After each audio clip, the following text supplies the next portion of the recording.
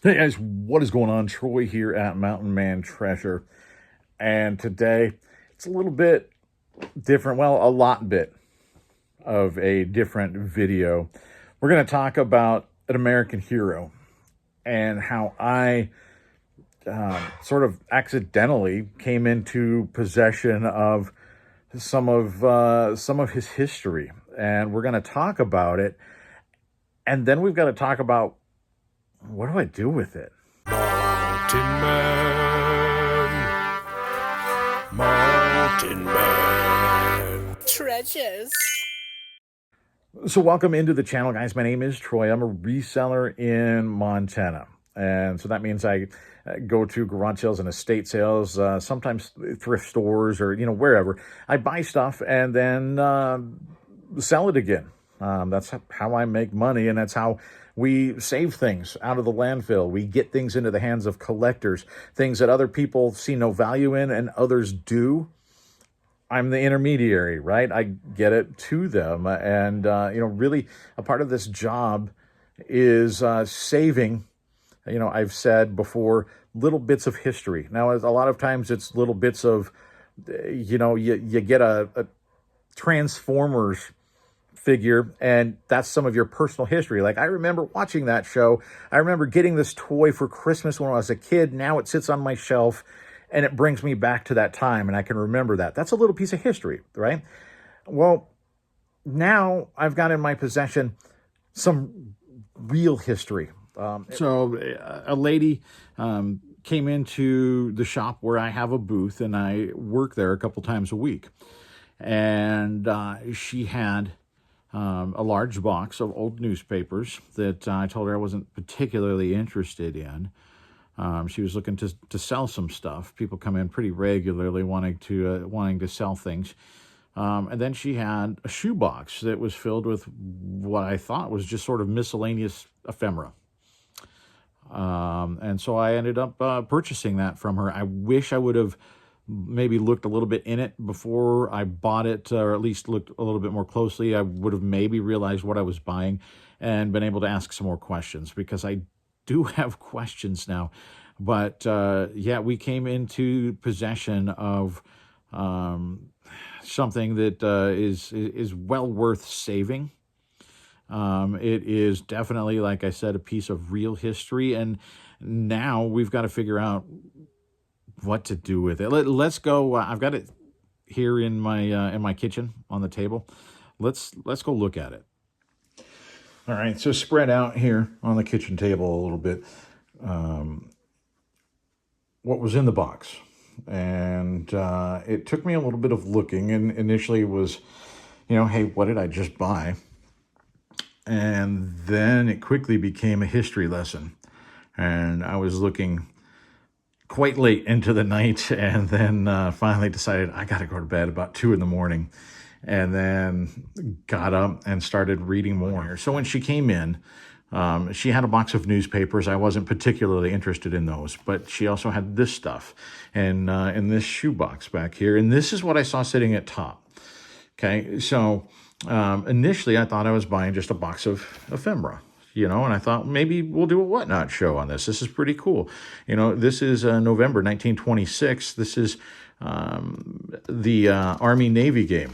This was given to them before. So I thought, okay, there's some cool sports and military stuff. I saw this sitting on the top. The game program for Navy and Drake from 1927. They played Notre Dame. Navy did the next week. I think it's on the back here. Yeah, tickets for the Notre Dame game now on sale. Box seats for $5. That's wild, right? Okay, I saw this. There's a photo. This is the Army-Navy game at Soldier Field. I saw this. I thought this was neat. United Airlines welcomes you to San Francisco. It's a handy pocket map. It's like a pop-up map. How cool is that? Pretty neat. And I saw this. I like old cabinet cards. It's got the medic band on there. And we'll talk about this gentleman here in a little bit, because there's information on the back. that connects everything here. So I thought, you know what, let's buy a box of ephemera, right? And got it home, started flipping through, and realized, you know, if I would have realized what it was, I'd ask more questions. How this lady wound up sort of inheriting this. I don't believe she's family. There's this whole pile. This is what I started looking at. This is, basically, it's a report card. So B.A. Van Voorhis, it's Bruce Avery. So Bruce Van Voorhis. This is March of 1929. Basically, we're looking at a report card here, right? So these are this is the report card, the explainer on the back. The report card sent home to Mom. You see there's a whole thing going to Mrs. L.V. Pinger. That's Mom. Okay, so all of these, and I believe these as well, are grades. So interesting, but I'm just not sure what's going to happen with them. But then I started finding other stuff in there that seemed more important. Wayne Van Voorhis, younger brother of Bruce, I believe younger. Dear sir, as a result of the recent examination of candidates for admission to the United States Military Academy, you've been found to be mentally and physically qualified. So he had to report to West Point. So, like, basically an acceptance letter, right, from the War Department. Wayne's been sworn in as a cadet, July 2nd, 1928. This is, he left his forwarding address. This is one that said that the high school sent his information. So West Point here, sitting there. That'll work. Oh, is this the letter? There's a letter from, I believe it's probably the senator that put forward the recommendation saying, you know, I attended the graduation exercises at Annapolis yesterday and had a nice visit with your son. I know you'll be glad to hear directly from him in this way. He looks particularly well and makes a splendid appearance in his uniform. He looks and acts the part of an officer, and I know will make a fine success. I congratulate you on this. The surroundings at Annapolis are magnificent and the finest any young man could enjoy. So, you know, there's this collection that's starting to feel more personal, right? And then I found something that made me, this is what started my hunt for more information. So I found this, and I got a little bit choked up, honestly, reading this. My son, Lieutenant Commander Bruce Avery Van Voorhis, was awarded the Congressional Medal of Honor, the first and only one to be awarded a Nevadan. He was a graduate of Annapolis. 9 members of the crew were awarded the Distinguished Flying Cross.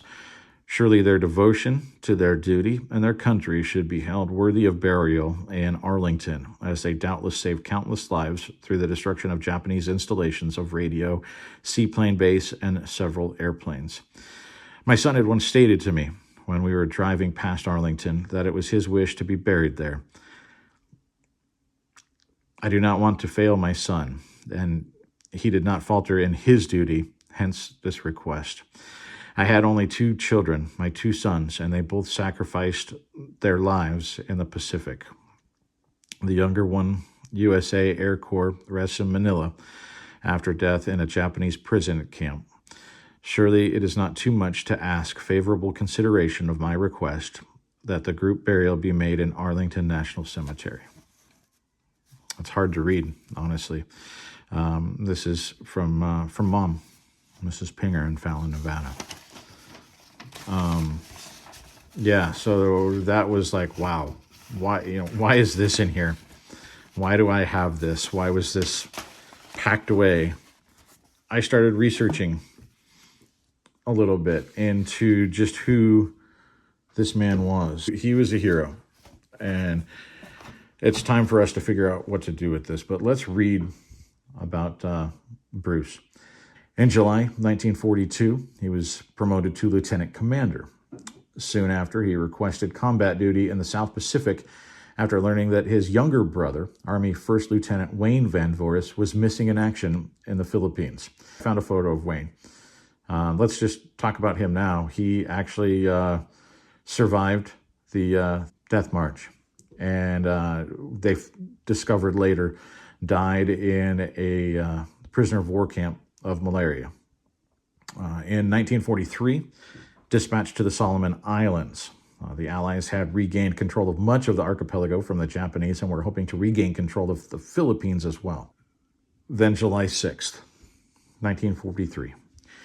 Van Voorhis volunteered to command a PB-4Y-1 long-range heavy bomber. The Army called him the B-24 Liberator over the Japanese-held Greenwich Island.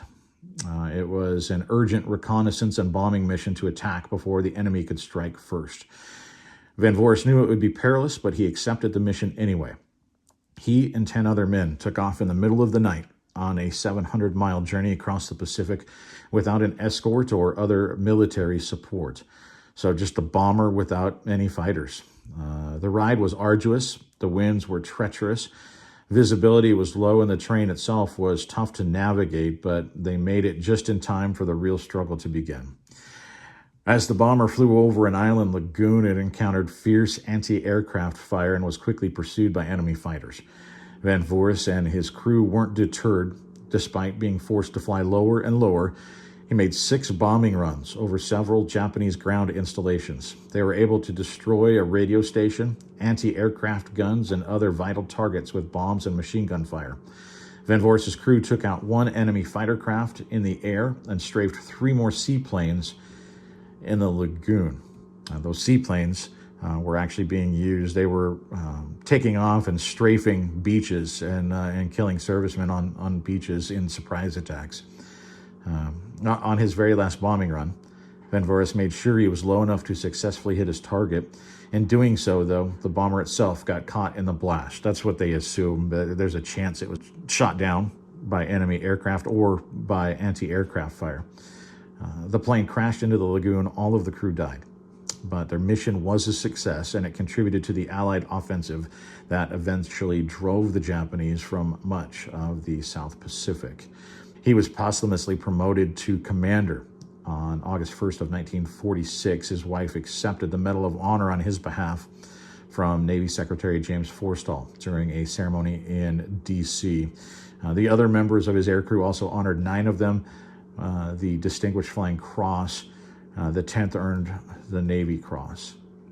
His body was eventually returned to the U.S. and buried at Jefferson Barracks National Cemetery in St. Louis alongside some of the crew members who died with him. But they did put a memorial tombstone at Arlington National Cemetery. And he's got a legacy in the military. They had a destroyer escort, the USS Van Voorhis. It was launched in 1956. A few years later, an airfield, Naval Air Station in Fallon, Nevada, his hometown, was named Van Voorhis Airfield in his honor. Turns out, Mom went on. She was a member of the Assembly.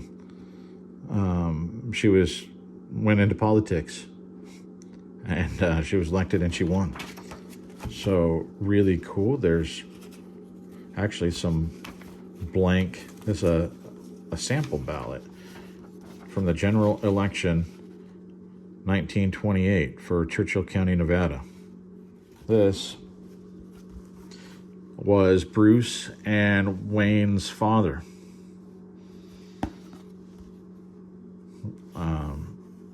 This is the Spanish-American War, the Kansas Volunteer Infantry, June of 1898. Right here, Bruce and Wayne Van Voorhis's father. So he served in the Spanish-American War as a medic. I'm a history nerd. I love that stuff, minor in history. And so really enjoy that. And so that aspect of this, I had a lot of fun digging into. A lot of the photos, I actually found somebody on Flickr had a photo album, the Solomon Islands at this time. And I'll try and put a link down in the description for that if you're interested like me in history and military history. It was very sobering, very interesting. I enjoyed it, I guess, if that makes sense. But also, a lot of those young men didn't come home, like Bruce, like Wayne. And, I did find that Bruce's wife died in 1995. His son, Bruce, died in 1998, I believe. Saw that he also served in the Navy. I don't know other than that. There's got to be more family out there that I feel like this should be held on to. I just don't understand how it wound up here. And like I say, I wish I had more information about that. The other thought I had was, there is a naval airfield named after him. Maybe they would want the collection. I feel like it should stay together, not something that should be sort of pieced out. It feels like it should be together with family that wants it, or maybe the airfield. Maybe I've been to the Naval Museum, in the DC area. Maybe they want it, but if I send it to the museum, it's not for them to put in a box and put in a back room somewhere. I don't, preserved is good, but I want it to be appreciated, right? And so maybe I get a hold of them, or, I don't know. You tell me, give me some suggestions. I haven't started to dig into the possibilities yet. I've just been digging into who this man was and a little bit about the family. I've learned more things about his father and about the family in general, and it's been sort of a fascinating little research project that I came into. But as resellers, like I said, I've always said that our job is to save a little bit of history, and now I'm getting put to the test, right? Like, this is time for me to save this little piece of family and U.S. military history. This is a special thing, maybe one of the more special things that I've come across, and now I just have to treat it right and do the right thing. So thought I would share it with you and find out what you think. Find out, maybe have you had something like this happen? Something similar where you came into something like this that deserves to be cherished, deserves to be displayed and saved. I'd be curious to hear. But that's what we've got for you today, guys. I promise garage sales are coming back, but this was one that was important to share. I guess reselling note, we do have our Whatnot show coming up. If you haven't checked out Whatnot, we have a previous video where we talked about it. Live auction app or website. You can get onto it on a desktop as well. And we're going to be doing this on Saturday. We did actually bump back the time. When I scheduled it, I forgot. We've got tickets to a play that night. And so I had to bump it back because it was going to cut it pretty close, and I don't want to be late.